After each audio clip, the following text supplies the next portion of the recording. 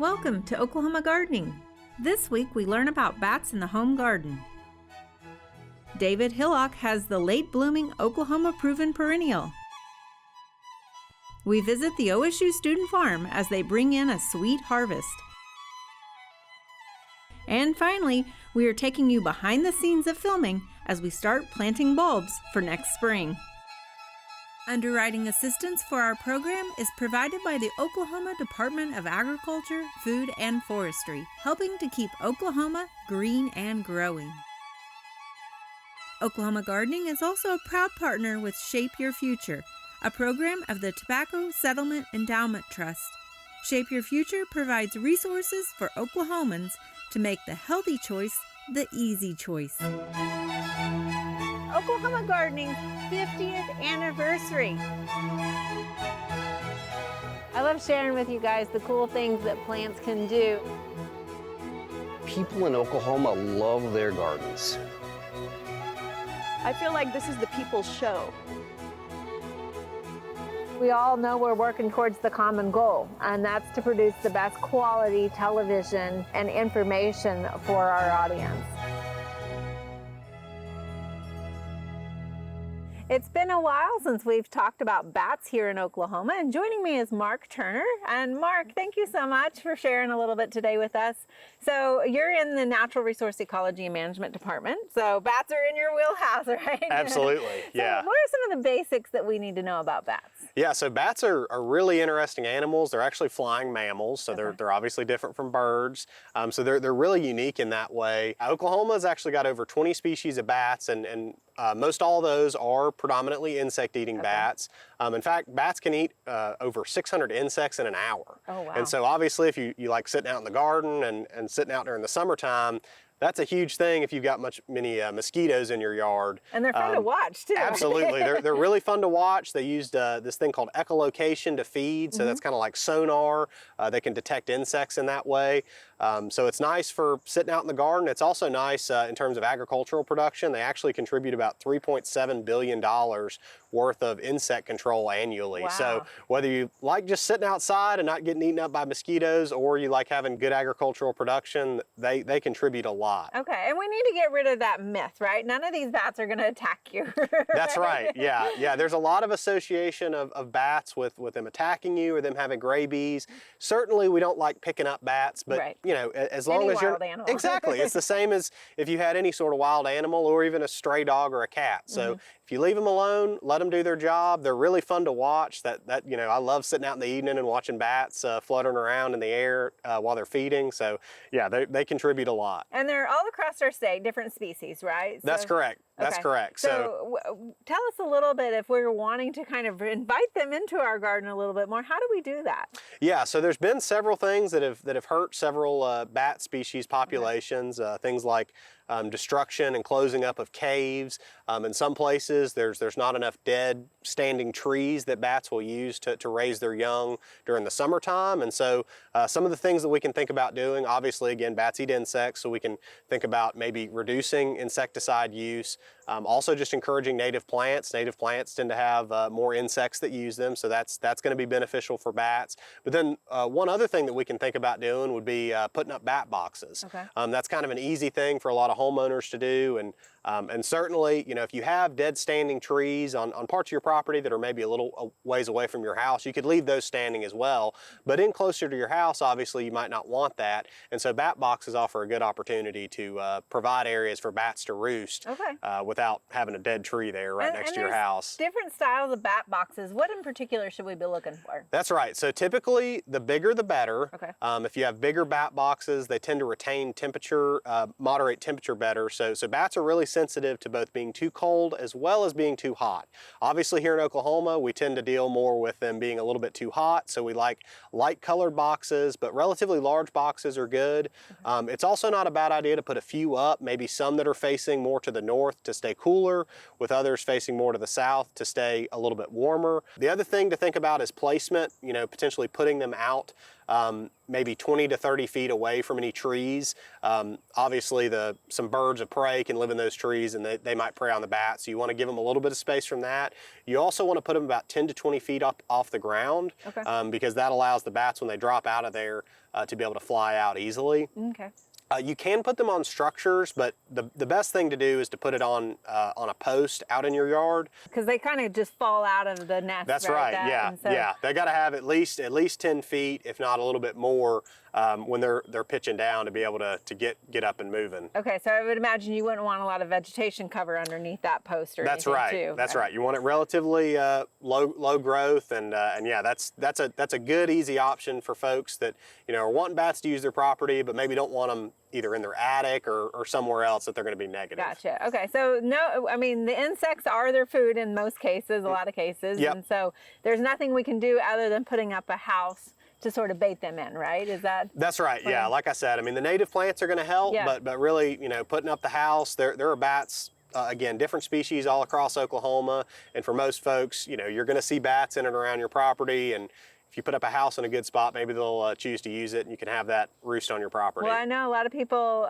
use purple martin houses, right, to kind of entice and eat some of the mosquitoes, but this is sort of your nighttime exactly. mosquito eater, right? Exactly, so, yeah. And they are nocturnal, right? So yes, they're yes. not going to be bothering us during the daytime. That's exactly right, yeah. I mean, it's not an issue to see a bat out in the early morning or in the evening, but certainly you're not going to see them out during the middle of the day or anything like that. They're going to stay in their roost and then go out and feed at night. Excellent. Well, for our viewers, is there any resources that we could direct them to that maybe would have some more information about different species in Oklahoma? Absolutely. So Oklahoma Department of Wildlife Conservation has an excellent field guide to bat species in Oklahoma on their website that we can link in, and that's a really great resource for folks to look at the different types of bats that we have here in the state. Excellent. Thank you so much for sharing this with us, Mark. Absolutely. Thank you.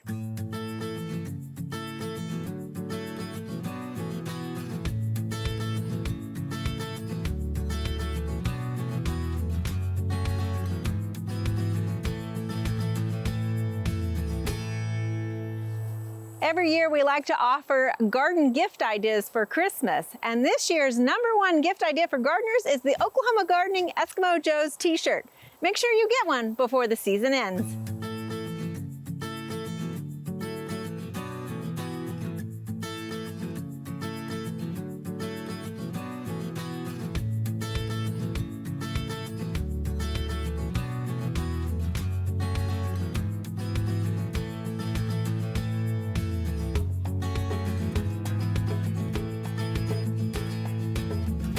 Today we're highlighting our Oklahoma proven perennial for this year. This is one of the many sunflowers that we have that grow native throughout the U.S. And this one here is called swamp sunflower or narrowleaf sunflower, and Helianthus angustifolius. And this is a native to the eastern half of the U.S. It starts eastern Oklahoma, up into Missouri, down to Texas, and then goes all the way over to Florida and New York. So it's a very tough, very hardy, cold-tolerant plant because it's good up to zones 5 and down to zones 9. It is, as you can see, grows really tall. So in its native habitat, it grows in moist to occasionally wet soils, so great for a rain garden or maybe growing along a pond or other wet or moist areas in the landscape. It'll tolerate drier soils as long as you can provide a little supplemental irrigation to it during the hot, driest part of the summer.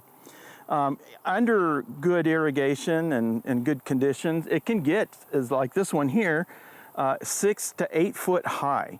But the thing I love about them the most are these beautiful golden yellow daisy-like flowers that bloom so late in the season. So these bloom into, depending on where you're at, midsummer, but really late summer, and then all the way through October and into early November.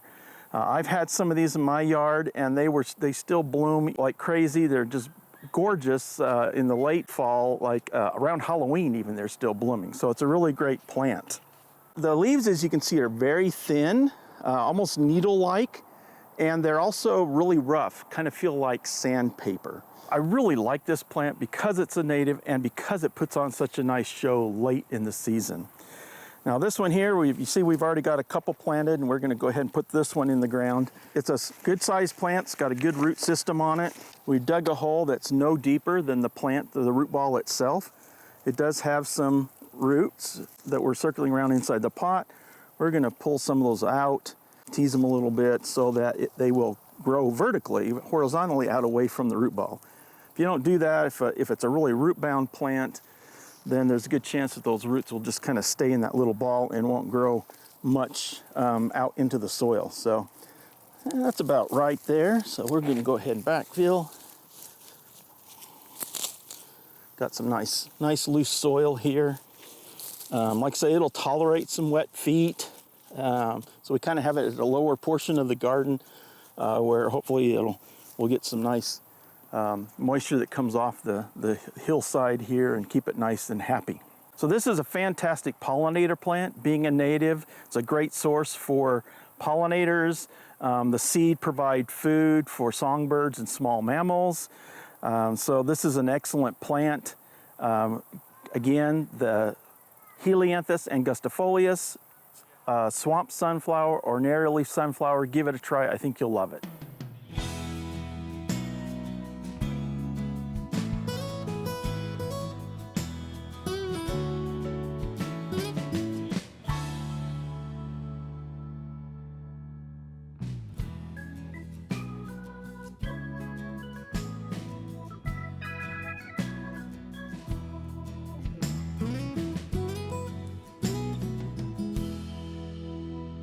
Well, it's time to harvest sweet potatoes at the student farm. And so we're going to talk about how to get the sweet potatoes from the field to the table. So Linda, tell us about how did you know when it was ready time to harvest our sweet potatoes here at the student farm? Okay. Well, we always try to, you definitely want to harvest them before it freezes because you do not want the vines to get froze, and that will cause the potatoes to rot and you have all kinds of trouble. So this year we noticed that they were getting some size to them, they were getting big, and this was back in earlier September. So we decided to go ahead and get them harvested a little bit earlier this year. Last year we waited till close to a freeze, and we were hurrying up to get them out of the field. So what's the first step when it's ready to harvest? Yeah. First thing is we got to cut the vines off. Okay. So we mow the vines down and get them all mowed down. We actually came back in a few days later, and any of the vines that were still connected to the potatoes, we went and clipped them off. Get them out of there. Yep. Okay. Yep.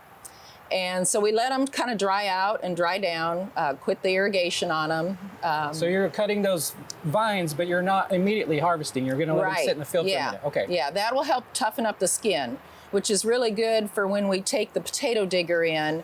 We don't want the skins to get all beat up. So yeah, we'll go ahead and let them sit in the field and let that skin toughen a little bit for about 2 weeks. So you had some help. You didn't do all this by hand. You had what you called a potato digger. So tell me how that works. Yeah. Okay, the potato digger is attachment to the tractor, and we'll go behind the row, and it kind of shakes and vibrates the potatoes up out of the ground, and then it puts them on the surface. Brings them right up. Yep. And so then from there, we have to go down and use our crates and put them all in the crates, and then bring them back to here, and we'll start our curing process. How much do you think you harvested this year with your? About 4,000 pounds. About 4,000 pounds. Yeah. So that's quite a few potatoes, right? Yeah, it's a lot of potatoes. Yeah. Okay, so how do we get them ready to come to your table? Okay, so what we'll do is after we get them into a building, somewhere where we can control our heat and humidity. And we have one of those here, right? Yeah, we've got 2 coolers here, and so we took one of them and decided to make it hot. Because you took the cooler, but you made it hot. Exactly, yeah. How hot did it get? 90 degrees. Okay, so, that's hot. Yeah. So we did put a little heater in there, and we also put a humidifier in there. Because you need high humidity too. You need high humidity. Yep. So what's the target ranges? 85 to 90 degrees temperature and about 85 to 90% humidity. Okay. So, yeah. So how long do they need to stay in that temperature and that humidity? Okay, depending on how hot you get it and the humidity, usually about 5 days to about 2 weeks. Okay. So if you don't get your heat as high, it's going to take closer to 2 weeks probably. All right, so they're going to sit in there and cure and do their thing. Yep. How do you know when they're ready? Okay, that's a good question because you have to kind of look at how the skin is, and I can kind of show you just here on some of these. The skin gets tougher where when you rub it, it shouldn't peel off. Okay. You feel how firm they are too, because that's a good indicator that they're ready. And as they're in the curing process, they're sweetening. So the starches turn to sugars. And so the other way of knowing is how sweet they are by actually tasting them. Okay, I like that yeah. way. Yeah. And so that's important, this process, not just for curing so that you can keep them, Right. but also for that taste Yes. to be the right. Yeah. Okay. Yeah. So And very then important step then, Yes, right? it is. Yeah. And their shelf life will be much longer once they've gone through the curing process. Okay, so you get these cured, Mm-hmm. ready for the home. How long can you keep them? I had some that almost made it a full year. Is that right? Yeah. You do need to keep them in a dry, dark place, probably a pantry or something like that, and with good airflow. You can't have them in like a plastic baggie or anything like that. They need to be ventilated. So yeah. Okay. In the old days, we'd say keep them in the root cellar, right? Right. Yeah. And if you don't have that, though, you can store them in the pantry. Yeah. Make sure you got AC and all those things and a little bit of airflow. Exactly. Okay, Yeah. great. Yeah. And probably another step in this is after that curing process, you kind of do a secondary curing process where you put them in like 60 degrees temperature. And that's where we're at now.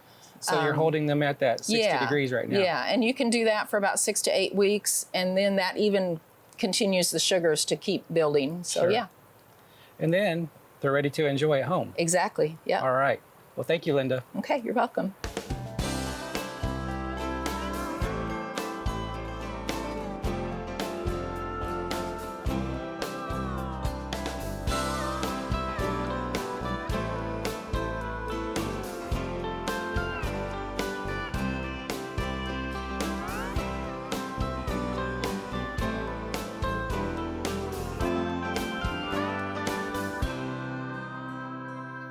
And as part of our 50th anniversary, I thought it would be fun for you guys to see behind the scenes of how we film Oklahoma gardening. And it looks like the guys are pulling up now.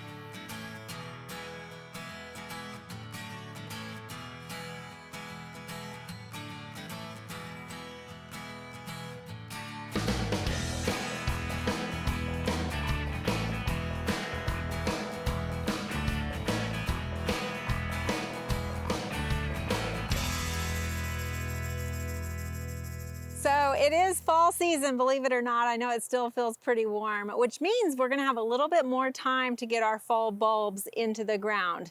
But it is time to plant those fall bulbs. And when I say fall bulbs, we're really talking about planting them in the fall, but these are the bulbs that are gonna bloom for us next spring.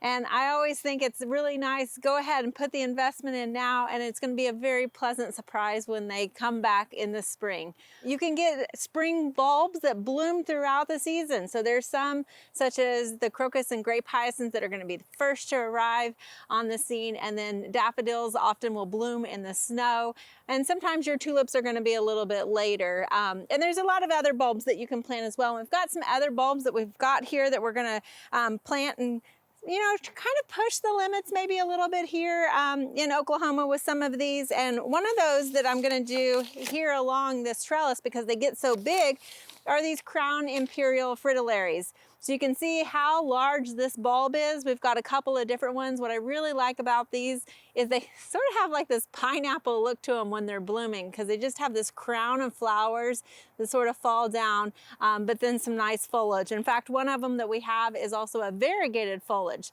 So we've got some orange and yellow ones that we're gonna mix and match along here. And we're going to plant them about a foot apart because they are quite large, and they're going to get to be about 3 or 4 feet tall. So the nice thing is right here on our trellis that is supporting our kiwi, that's going to support these as they're developing as well. Now these bulbs will die back, so we're not going to see that summer foliage as much. So it'll just be a nice surprise appearance back here in the background of our backyard garden. And so we're going to plant those. Now because these are so much larger, we're going to plant these about 6 inches deep. So as opposed to some of these others that we have here. So these are our typical narcissus bulbs or daffodils. You can see how much smaller they are in comparison to our larger imperial fritillaries. So these are gonna go down probably about 3 or 4 inches, and we're gonna make a nice cluster of them around each one of our poles here. So we're gonna pile a little bit of those. Now the thing is a lot of times, for the most part, bulb planting is about the same. You're gonna plant them about 2.5 times the diameter of the bulb. So these are gonna go about 6 inches, these are gonna go about 4 inches deep. Now typically we make a joke about putting the pointy side up, and that doesn't matter too extreme because a lot of times plants will find their own way. Now it's really recommended though on these Imperials, because they are so open, that if you planted them where the roots are down, a lot of times this might collect some of that moisture in the winter and cause it to rot. So we're gonna actually plant these on their side intentionally. The roots will find their way down, the vegetation will find its way up, but it won't have that cavity that will fill with that moisture over those winter months. So, and there's some other smaller ones that we have here too that we're gonna plant, not here because this is a little bit too sunny, but we've got some double snowdrops and some single snowdrops. And again, you can see how much smaller these are in comparison. So we're gonna plant more of these closer together so that we have a greater impact versus just one of these every foot. So in order to do this, you kind of wanna dig your hole here. This is sort of a nice mulched area where we've got it raised up. Now these daffodils are pretty easy and very hardy. So we're gonna go ahead and throw a few of these in our hole here. And I think I have about 25, so I'm gonna do about 5 or 6 of them at each post, just to make a nice little bouquet of these when they come up. So now that I've got those planted by the pole, I'm gonna go every 12 inches and rotate between a yellow and an orange crown Imperial.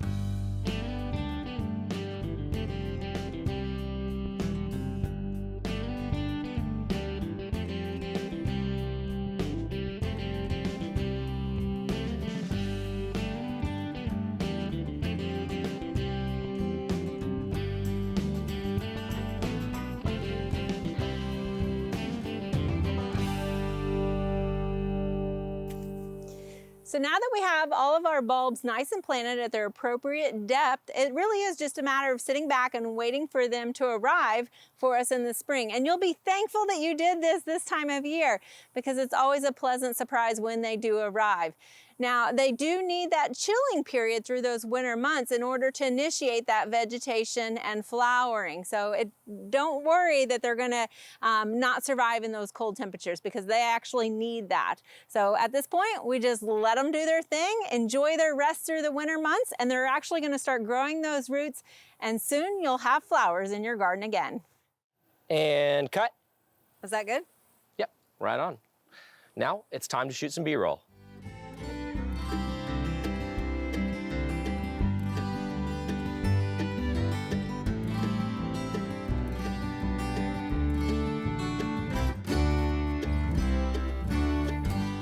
As we wrap up this bulb planting segment, we're also wrapping up at the last shoot of our season. It's been an incredible 50th anniversary here on Oklahoma Gardening, and we thank you all for joining us along the way. It's been a full year as we've looked back at everyone involved in reaching this milestone. We kicked off this year with our beautiful documentary, Rooted in Oklahoma. We were able to partner with Eskimo Joe's to offer the first Oklahoma Gardening t-shirt. Several of the other hosts and myself took the stage at the statewide Master Gardener Conference here in Stillwater. A fitting return considering Steve Dobbs established the Master Gardener program and held the first state conference when he was host of Oklahoma Gardening in the early 90s. And we had the privilege of having several of the former hosts make a return appearance on the show throughout this season. But this anniversary wasn't just about looking back.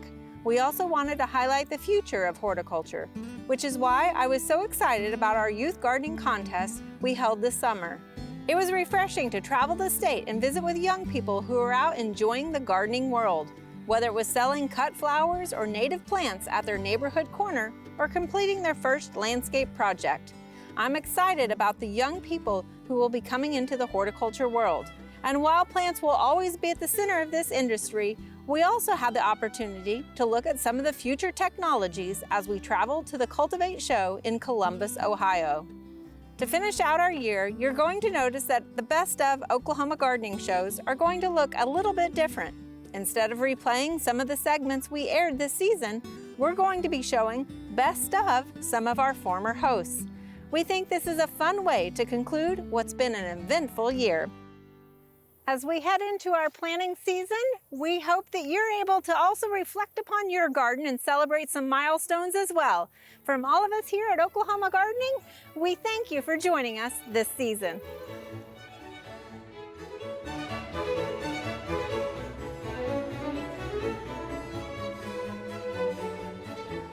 There are a lot of great horticulture activities this time of year. Be sure and consider some of these events in the weeks ahead.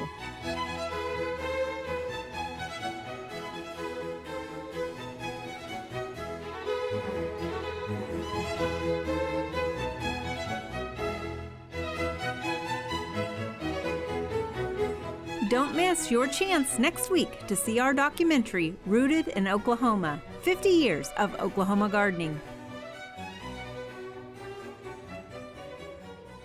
Is that good?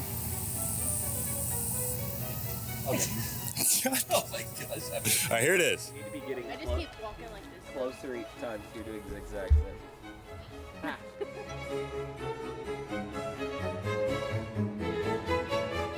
To find out more information about show topics as well as recipes, videos, articles, fact sheets, and other resources, including a directory of local extension offices, be sure to visit our website at oklahomagardening.okstate.edu. Join in on Facebook and Instagram. You can find this entire show and other recent shows as well as individual segments on our Oklahoma Gardening YouTube channel. Tune in to our OK Gardening Classics YouTube channel to watch segments from previous hosts. Oklahoma Gardening is produced by the Oklahoma Cooperative Extension Service as part of the Division of Agricultural Sciences and Natural Resources at Oklahoma State University. The Botanic Garden at OSU is home to our studio gardens, and we encourage you to come visit this beautiful Stillwater gem.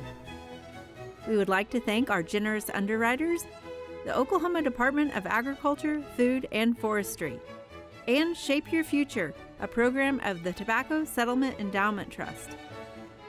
Additional support is also provided by Greenleaf Nursery and the Garden Debut Plants, the Oklahoma Horticulture Society, the Tulsa Garden Club, and the Tulsa Garden Center.